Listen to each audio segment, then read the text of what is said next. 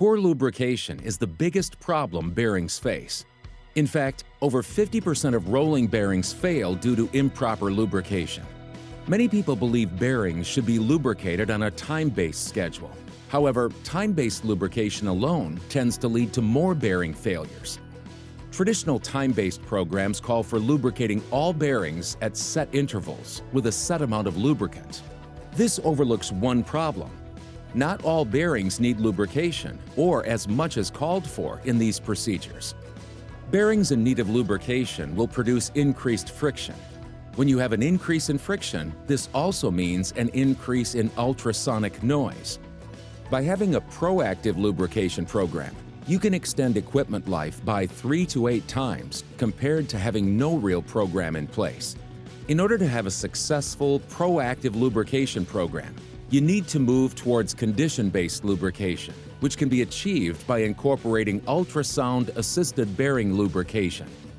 Condition-based lubrication ultrasound is sensitive to friction, and for this reason is effective in identifying lack of lubrication and prevents over-lubrication. Over-lubrication is one of the most common causes of bearing failure. Condition-based lubrication utilizes new advancements in the technology of data management and specialized sensors to determine specifically which bearings need lubrication, when the lubrication is applied, and when to stop adding the grease. For example, if a PM tells you to apply 6 pumps of grease every couple of weeks, this method is based solely on a time basis. With ultrasound, if you begin to apply grease and the decibel level falls after 2 pumps, there is no need to add the additional 4 pumps of grease. If you do, you will over-lubricate the bearing. This method takes out the guesswork and makes your bearing lubrication practices much more accurate.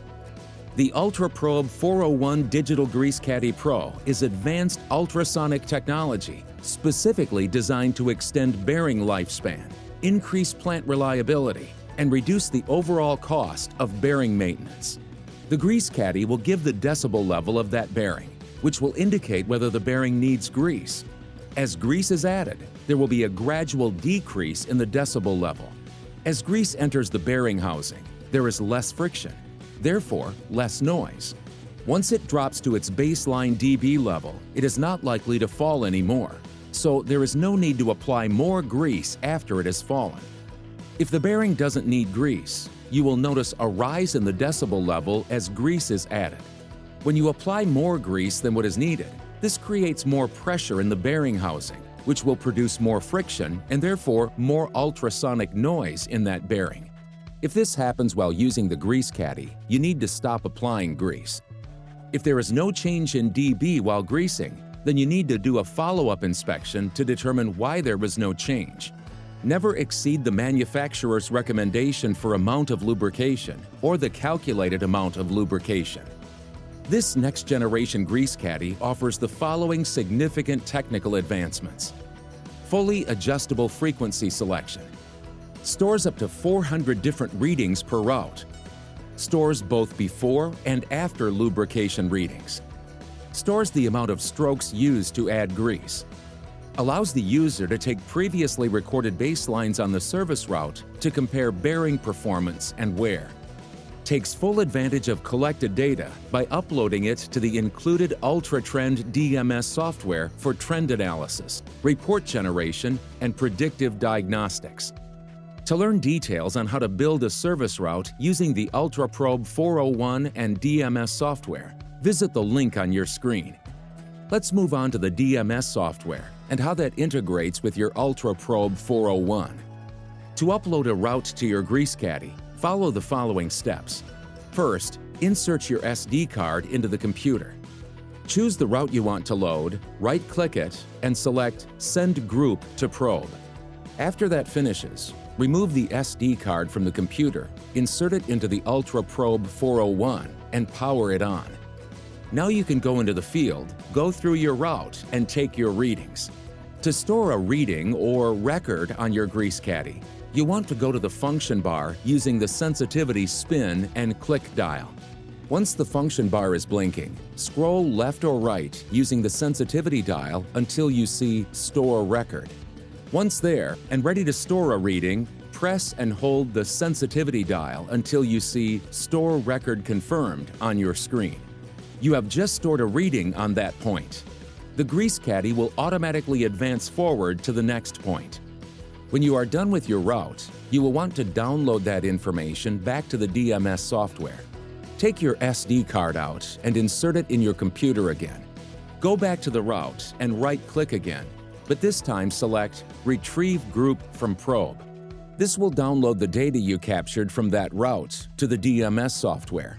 When the data is downloaded back to the DMS, it inputs readings for each test point.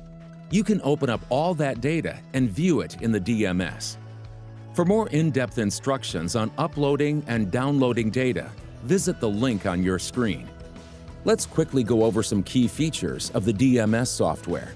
You'll notice there is a checkbox for baseline readings. This may be grayed out. If that is the case, then it means you are looking at the baseline reading. As we check other readings, you can see the baseline is not checked and it is not grayed out, indicating that this is not a baseline reading. If you check this box, it will set it as the baseline. You can also set alarms to alert you of changes to a bearing. Using alarms is a great way to quickly see what is most important and what assets need immediate attention.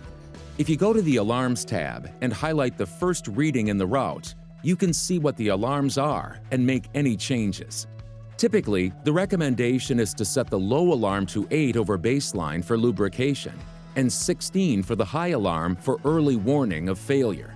Changing the middle or delta values sets the alarm to that number above the baseline of the bearing, and it will update all the routes below it so that any of these bearings will have the alarms applied to them.